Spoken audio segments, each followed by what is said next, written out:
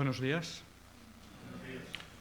Es un placer estar aquí, en primer lugar porque me he podido quitar la mascarilla, lo cual es un alivio. Y en segundo lugar, porque he disfrutado hasta ahora con vosotros en el gozo que hemos disfrutado juntos hasta este momento.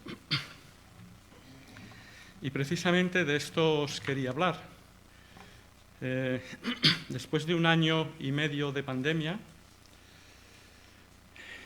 el Señor ha querido que haya meditado en el tema del gozo del Señor, en una etapa de incertidumbre, de angustia, de ansiedad,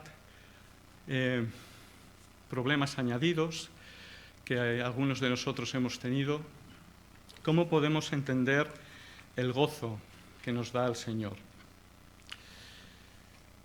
Y lo primero que leemos, y que también hemos cantado en algunas de las canciones anteriormente, es que la forma en que el apóstol Pablo lo presenta es en una forma verbal de imperativo. Estad siempre gozosos. Y parece como si fuera una orden, como si fuera un mandamiento. Estad siempre gozosos. Pero ¿cómo es posible? ¿Cómo es posible estar siempre gozoso? Y no solo aquí en Primera Tesalonicenses, sino que también lo hemos leído en Filipenses 4:4. El apóstol Pablo vuelve a decir: regocijaos en el Señor siempre. Y además lo repite 2 veces. Otra vez digo, regocijaos. O sea, también imperativo, también en forma de mandamiento y además reiterativo. Por si queda alguna duda, os lo vuelvo a repetir. Regocijaos en el Señor siempre. Es decir, que tenemos que tener gozo no solo cuando estamos alegres, sino también cuando estamos tristes y tenemos ganas de llorar. Pero ¿cómo puedo tener gozo si estoy lleno de angustia, de tristeza y solo tengo ganas de llorar? Explícamelo, a ver. ¿Cómo se come esto? Ya el mismo versículo nos da una pista. ¿Dónde está el secreto? El gozo no lo puedo fabricar yo, aunque quiera. El gozo está en el Señor. Y este es el secreto que vamos a descubrir en esta mañana. No solo el apóstol Pablo, sino que también el apóstol Santiago, en Santiago 1:2 nos dice: tened por sumo gozo cuando os halléis en diversas pruebas. Es decir, cuando estemos en medio de las pruebas y tribulaciones, no solo dice tened gozo, dice tened sumo gozo. También Santiago. A ver, explícamelo, que no lo pillo. En medio de la prueba, ¿cómo puedo tener sumo gozo? ¿Cómo es posible tener este gozo en medio de las pruebas y tribulaciones de la vida? En realidad, lo que está diciendo tanto Pablo como Santiago no es un mandamiento, es una exhortación. Es una exhortación a que tomemos, que hagamos nuestro el gozo del Señor. Lo que nos está diciendo tanto Pablo como Santiago es que el gozo del Señor es un regalo. Es algo que Dios pone a nuestra disposición para que lo hagamos nuestro. No es una orden. No es que si tienes angustia, tristeza y ganas de llorar seas peor cristiano. A mí me consuela mucho que el Señor Jesucristo antes de la cruz dijera: mi alma está muy triste hasta la muerte. Y que tenía tanta angustia que sudaba gotas de sangre. Así que si el Señor Jesucristo tenía angustia y estaba triste, yo también puedo estarlo. Pero ¿cómo podemos darle la vuelta a esta situación de angustia y de tristeza y hacer que el gozo del Señor forme parte de nuestra vida. ¿Cómo podemos hacer nuestro el gozo del Señor? En primer lugar, el gozo del Señor tiene que ver con vivir en la presencia de Dios continuamente. Y esto es lo que nos dice la segunda frase de 1 Tesalonicenses que hemos leído esta mañana. Estad siempre gozosos, orad sin cesar. El secreto del gozo está en la oración. El gozo y la oración tienen que ir juntos, unidos. Pero claro, la oración no son un conjunto de frases repetitivas acabadas con un amén.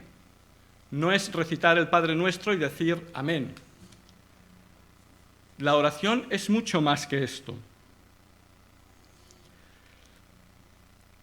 También nos dice Romanos 5, gozosos en la esperanza, sufridos en la tribulación, constantes en la oración. La oración tiene que ser algo constante. Pero la oración significa vivir continuamente en la presencia de Dios.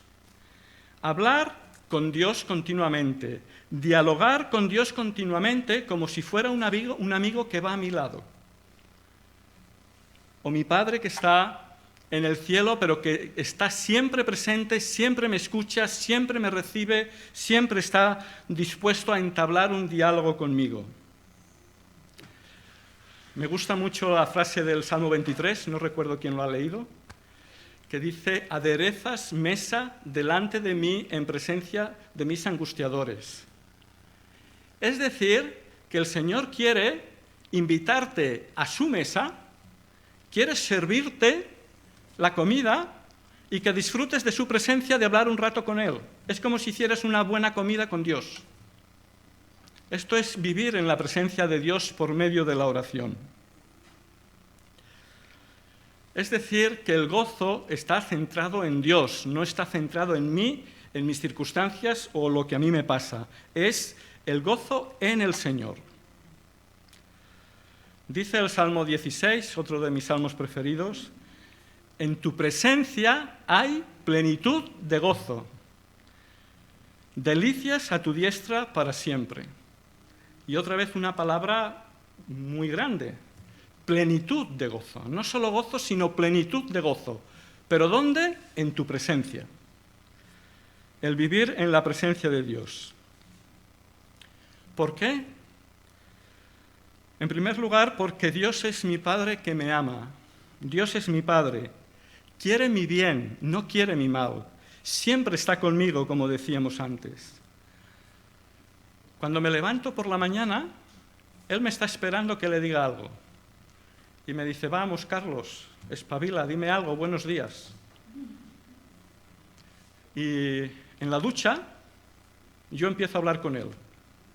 Señor, gracias por este día. Señor, ayúdame en este día, en todo lo que tengo que hacer. Ayúdame en todo lo que me preocupa. Y Él está deseando que vayamos a Él en cuanto nos levantamos. Porque Él es mi Padre que me ama. Él me acompaña siempre durante el día, va conmigo a mi lado, dirige mis pasos cada día. Vuelve a decir el Salmo 16, al Señor he puesto siempre delante de mí, porque está a mi diestra, no seré conmovido. Él está a mi diestra y dirige mis manos en lo que voy a hacer durante el día, y Él va delante de mí. Él sabe lo que va a pasar durante el día, aunque yo no lo sepa, en las circunstancias que me angustian. Y Él sabe lo que va a pasar de aquí a Navidad, y de aquí a 3 años, y de aquí al día que Él me lleve a su presencia. Él conoce mi presente y mi futuro. Sabe lo que me pasará mañana. Así que Dios es mi Padre que me ama, pero este Dios es el Dios todopoderoso, es el Dios soberano y además es mi protector. Hay numerosos salmos que dicen, Dios es mi refugio, Dios es mi escudo, Dios es mi roca, Dios es mi castillo. Nada pasa sin que Él lo permita. No existen para Dios las casualidades. No existe el azar. Dios tiene todo bajo el control de su providencia. Salmo 138 dice: Él cumplirá su propósito en mí. Él me vio desde antes de nacer, cuando yo estaba en el embrión de mi madre. Y dice el salmista: tus ojos vieron mi ser desde antes de nacer. Y Él ya sabía lo que iba a hacer conmigo durante el resto de mi vida. Y Él cumplirá su propósito en mí, y además añade: tu misericordia, oh Señor, es para siempre. La misericordia y el amor de Dios, como hemos cantado también, es para siempre, nunca nos dejará. Así que mi vida tiene sentido, incluidas mis tribulaciones, las cuales Dios reconducirá para que produzcan bien en mi vida. Y os voy a poner dos ejemplos. Un ejemplo de mi vida personal y un ejemplo de la palabra de Dios. Sobre mi vida personal. Os he de decir que soy hijo de agricultor, que estudié ingeniero técnico agrícola, que en el año 85 empecé mi primer trabajo en el Baix Llobregat vendiendo productos para la agricultura a los pageses. Gràcies a los pageses del Baix Llobregat parlo català i li tinc de donar les gràcies als pagesos del Baix Llobregat, que vaig començar a parlar el català. Pero había meses que tenía que poner yo dinero de mi sueldo para arreglar las averías de un coche que tenía que poner yo, que tenía que pagar yo, y era un coche de segunda mano que tenía 20 años. Entonces, pero bueno, en el primer trabajo pues hacías lo que podías, ¿no? El coche más barato que encontré.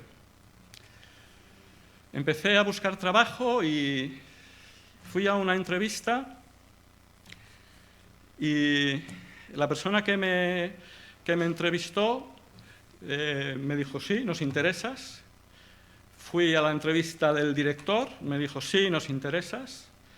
Pero resulta que me pidieron la cartilla militar. En aquella época el servicio militar era obligatorio. Y yo me había hecho objetor de conciencia, y para hacer el contrato necesitabas tener el servicio militar hecho, y yo sabía que no lo iba a hacer, pero había un servicio civil sustitutorio, los que os acordáis de aquella época, que estábamos pendientes de a ver si lo teníamos que hacer o qué. Total, me dijeron: año 86, lo sentimos, pero no te podemos coger en este trabajo. Bueno, pues nada, salió mal, ¿qué vamos a hacer? Año 85 empecé a trabajar, año 86, año 90. Encontré un trabajo para hacer de comercial de maquinaria agrícola, la central en Guadalajara. Cobraba un poco más, me ponía en coche, había mejorado un poco. En cuanto empecé a ir me cambié, me dijeron que sí. Tenía que ir al principio una vez a la semana, luego una vez al mes a la central, a Guadalajara. Pero entonces descubrí que la empresa tenía un ambiente totalmente dictatorial. Era insoportable. Encima, mis amigos salían siempre que íbamos a Guadalajara, salían de noche de juerga y me presionaban para que yo fuera con ellos. Y yo les decía que no. Y luego cuando volvían me picaban al hotel y me hacían bromas. Y además resultó que la maquinaria agrícola se vende mucho en ferias agrícolas los fines de semana. Total, que tenía que trabajar de lunes a viernes y luego el fin de semana quedarme, fin de semana sí, fin de semana no, en ferias agrícolas. Llegué un momento, me acuerdo, en Guadalajara, en el hotel, me tuve que quedar el fin de semana porque había una feria agrícola. Abrí la Biblia en Apocalipsis 3, me puse a llorar como un niño pequeño y leí: he aquí he puesto delante de ti, me lo sé de memoria porque son muchos años, he aquí he puesto delante de ti una puerta abierta, la cual nadie puede cerrar, porque aunque tienes poca fuerza, has guardado mi palabra y no has negado mi nombre. El mensaje del Señor Jesucristo a la iglesia de Filadelfia. Y yo aquel día oré y le dije: Señor, esto lo hago una promesa. Tú sabes lo que tienes que hacer conmigo porque yo no sé cómo tengo que hacerlo. Esto era año 90. Año 91, enero-febrero del año 91. Aquel que me había hecho una entrevista hace 5 años me llama y me dice: oye, Dueñas, ¿cómo tienes lo del servicio militar? Digo, no, ya te dije que el servicio civil ya no lo tengo que hacer porque había muchos objetores de conciencia, más de 100.000, y nos han declarado exentos. Ya estoy exento y no tengo que hacer nada. ¿Te interesa venir a trabajar con nosotros? Digo, sí. Ven, que te hago otra entrevista. Voy allá y me dicen, sí, te queremos coger como delegado comercial para todo Cataluña en temas de agricultura. ¿No habrá que trabajar los fines de semana? No, ni menos mal. Dice, pero tengo una duda. Me ha llegado un comentario de ti de que tú eres una persona rara, de que eres demasiado religioso, que eres un fanático religioso. Digo, hombre, yo soy cristiano evangélico, pero esto cada uno puede ser católico, puede ser evangélico, puede ser lo que quieras, pero esto no afecta a mi trabajo en sentido negativo, más bien en positivo. Vale, sin problemas, ya me parecía que eras una persona normal. Perdonad que me enrolle, pero estoy poniendo un ejemplo de que el azar no existe, que todo está bajo la providencia de Dios. Ahí es donde vamos a llegar. Bueno, empecé de delegado comercial en esta empresa, una empresa súper bien, súper agradable, cobrando más. Bueno, me sentía muy a gusto, porque para mí es lo principal, sentirme a gusto en la empresa con la que estoy trabajando. Pero resulta que mi jefe, que era aquel que me preguntó si yo era un fanático religioso, cuando íbamos en el coche a ver clientes, me empezó a preguntar sobre mis creencias y llegamos a tener múltiples conversaciones sobre el Evangelio. Y él me decía, yo era católico de pequeño, pero tuve un amigo que me invitó a jugar a fútbol con su equipo. Empecé a jugar a fútbol y al cabo de unas semanas me dijo, si quieres seguir jugando a fútbol, tienes que venir a misa. Y yo le dije, ¿cómo que tengo que venir a misa? Bueno, le dije, dejo de jugar a fútbol. Y dejó de ser católico y resulta que aquel chico era del Opus Dei y lo que estaba haciendo era una captación. Y yo le dije, a ver, las creencias de cada uno es personales e intransferibles y es responsabilidad de cada uno lo que hace delante de Dios. Bueno, no me enrollo más. Este jefe, que era el jefe de ventas, se jubiló en el año 2000. De vez en cuando nos llamábamos y, sobre todo en Navidad, quedábamos a comer. Lo llevaba al Delta del Ebro porque él era experto en arroz, escribió un libro sobre el arroz y cada año le llevaba a ver los arroces y los arroceros que le conocen mucho en el Delta del Ebro. Y yendo hacia allá me dijo, Juan Carlos, ¿sabes qué? He empezado a hablar con Dios. Me acuerdo mucho de lo que tú me decías, que en realidad la religión no es una religión, sino que es relación directa con Dios a través de Jesucristo. Que sepas que estoy hablando con Dios. Y lo hago gracias a ti. Yo me quedé que se me ponían los pelos de punta. Pues a este señor le envío una meditación cada día, le envío las predicaciones de mi iglesia, las del boletín. Hemos quedado en cuanto... Tiene 80 años ya, Resumiendo, el Señor permitió que yo me fuera a un trabajo insoportable, que yo entendía que había una puerta abierta que nadie puede cerrar. El Señor hizo que fuera a una empresa para que una persona determinada que tenía inquietudes conociera al Señor. Y como 2 personas más en esta empresa están recibiendo las meditaciones que les envío cada una cada día. Lo mismo os digo, el Señor tiene una puerta abierta para vosotros, la cual nadie puede cerrar, que es que Él os use como testigos para que otros le conozcan para su gloria. Todo esto era un ejemplo de que Dios es soberano, de que Dios es todopoderoso y de que todo pasa bajo su providencia. Pero os dije que os iba a poner 2 ejemplos. Uno de mi vida personal, y otro de la Biblia. El ejemplo supremo, el ejemplo del Señor Jesucristo. Dios permitió que un apóstol suyo, Judas, le traicionara. Dios permite la maldad. Dios permitió la maldad de los líderes religiosos que no pararon hasta que le llevaron a la muerte. Le acusaron falsamente, buscaron la manera para que el Imperio Romano lo crucificara. Y Dios permitió la pasividad de Pilato, que condenó a muerte a Jesús sabiendo que Jesús era inocente. ¿Cómo es posible que Dios permita la maldad? Pues gracias a tanta maldad, el Hijo de Dios murió en la cruz por amor a toda la humanidad, por amor a todos los que estamos aquí. Así que el Dios Todopoderoso y Soberano utiliza su providencia a fin de bien de aquellos que le aman. Y saber esto es lo que puede hacernos tener gozo. El gozo no es un sentimiento, no es algo emocional.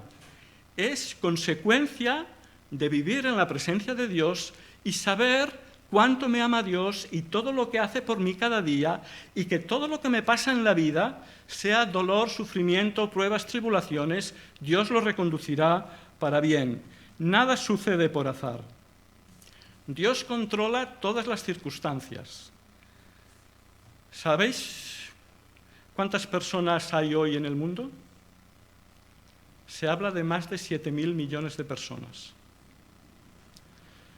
Pues la providencia de Dios reconducirá las circunstancias de todas las personas con tanto sufrimiento que hay en el mundo para bien de aquellos que le buscan y que van a Él con arrepentimiento. Resumiendo, Dios es mi Padre, Dios es mi protector. Vivir con Dios cada día, hablar con Dios cada día, meditar en quién es Él para mí, es lo que producirá el gozo de hacer mío el gozo del Señor.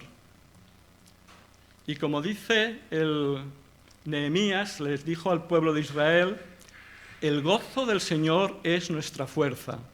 El gozo del Señor es lo que nos dará fuerzas para afrontar, seguir luchando en la guerra espiritual que tenemos que luchar ahora hasta que un día estemos con Él en su presencia. Pero este es el gozo de la presencia del Señor. Pero hay un segundo aspecto del gozo. Vamos a ver 4, pero ahora vamos a ir más deprisa. No os preocupéis, que no vamos a estar 1 hora. En segundo lugar, Dios ha dado a sus hijos el gozo de la salvación. Decía el rey David en el Salmo 51, «Vuélveme el gozo de tu salvación». Y escribió el Salmo 51 y clamaba el rey David en el Salmo 51 después de su gran pecado de adulterio con Betsabé y su gran pecado promoviendo el asesinato de su marido Urías. Y cuando el profeta Natán lo reprendió, entonces él reaccionó, reconoció su gran pecado y volvió al Señor con arrepentimiento. Y decía, «Vuélveme el gozo de tu salvación». Para muchos de nosotros, nuestros pecados son un gran problema. Nos sentimos indignos pecadores, nos sentimos miserables pecadores, no damos la talla, porque a veces nos dejamos llevar por la vieja naturaleza que nos juega malas pasadas, por una mentira, por una mala respuesta, por algo que no hemos hecho bien. Nos sentimos continuamente culpables. Pero en la cruz de Cristo siempre tenemos la respuesta por parte del Señor. La cruz de Cristo siempre está presente para recordarnos que en Cristo hay perdón y reconciliación porque Él pagó con su muerte por nuestros pecados. Cristo es nuestro intercesor al lado del Padre. Siempre hay perdón cuando acudimos a Él con arrepentimiento. Así que yo por la mañana en la ducha le digo, Señor, ayúdame durante el día de hoy y ten misericordia de mí.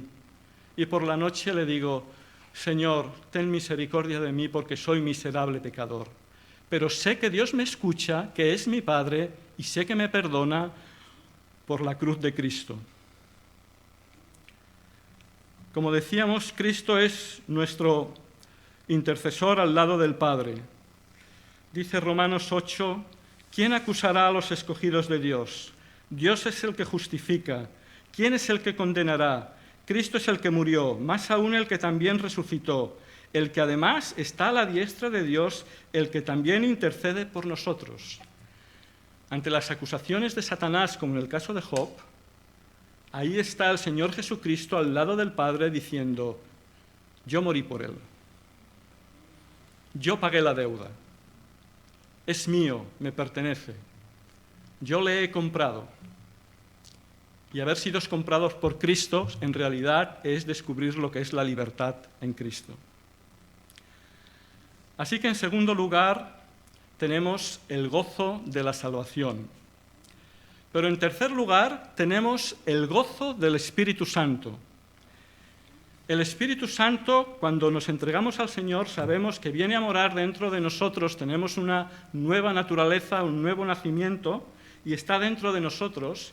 Y Él va desarrollando dentro de nosotros su fruto, el fruto que nos dice Gálatas 5. Amor, gozo, paz, paciencia, benignidad, fe, bondad, mansedumbre, templanza. Pero el segundo de ellos es el gozo.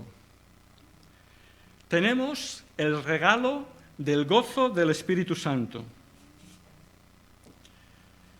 Es decir, que tenemos el gran regalo de que mi Padre me ama, como ha hecho nuestra hermana en la oración, que me gusta mucho cuando las oraciones se dirigen al Padre, al Hijo y al Espíritu Santo, porque los tres están a nuestro favor.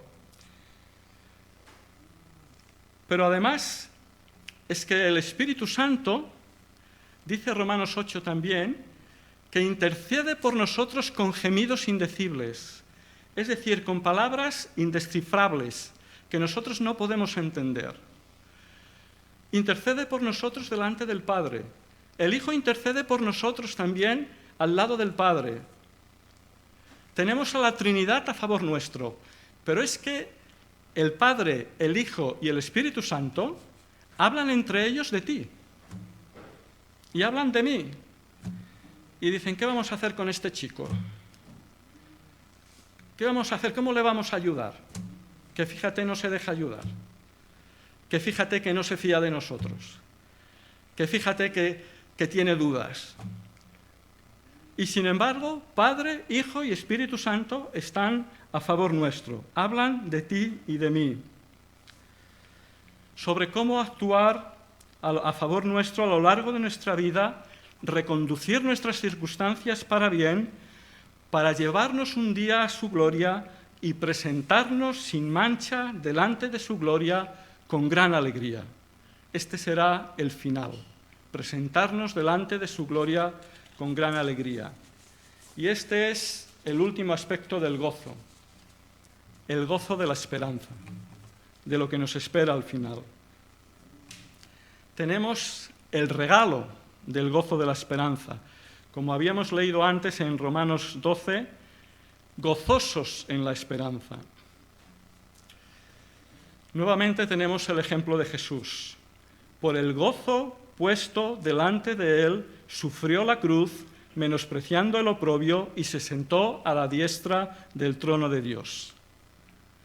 Primero la angustia y la tristeza, pero porque había un propósito y había un final que era el gozo de llevar a su pueblo con él a la gloria, y porque él volvería a la gloria reinando al lado del Padre, por el gozo puesto delante de él.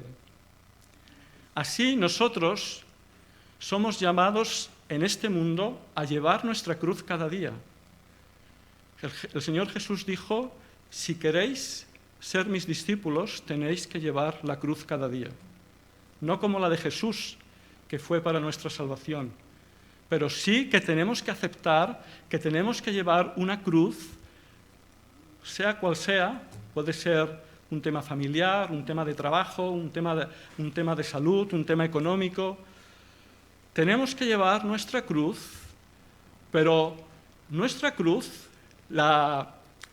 el sufrimiento que genera nuestra cruz, ya lo llevó el Señor Jesucristo en su cruz. Y es algo que caminamos con ella cada día, pero que podemos caminar con la cruz y con el gozo. Es algo que son compatibles. Llevamos la cruz cada día, pero tenemos el regalo del gozo del Padre, del Hijo y del Espíritu Santo, lo tenemos con nosotros disponible cada día también. Así que el sufrimiento y el gozo no están reñidos entre sí. Por todo ello, nuestra vida aquí y ahora tiene sentido. Y acabo con una de mis frases favoritas, que generalmente se lo digo al Señor por la mañana. Señor, hoy es un día más de tu misericordia y hoy es un día menos para llegar a la gloria. Un día más de misericordia, un día menos para llegar a la gloria. Por todo ello, podemos estar siempre gozosos, orando sin cesar y dando gracias a Dios cualquiera que sea nuestra situación. Y hoy, tú y yo, podemos hacer nuestro este regalo, el regalo del gozo del Señor. Lo tenemos a nuestra disposición. Ojalá que aprendamos a descubrir cada vez más lo que significa el gozo del Señor. Así sea.